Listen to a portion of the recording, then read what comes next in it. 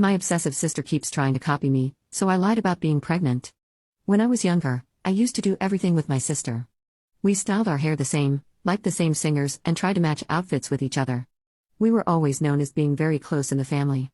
However, as we grew up, she always tried to outdo me and say how much better she was than me, which I did find odd.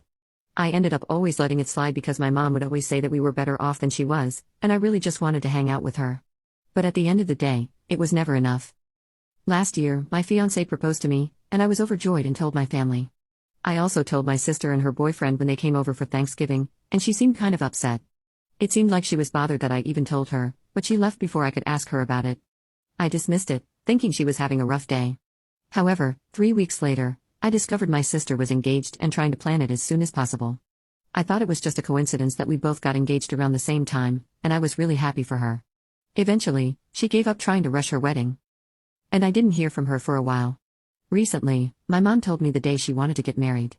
Her date was the exact same day my fiancé and I decided on. I was upset at this point and asked her about why she was acting strange about the wedding and choosing the same date as me. She only replied by saying it was just a coincidence, and that I should stop being jealous that I didn't have what she had. After hearing that, I was surprised and offended. Did she really think I was jealous? I tried to tell my family about how strange and unfair it was that she got engaged and wanted to get married on the same day as me.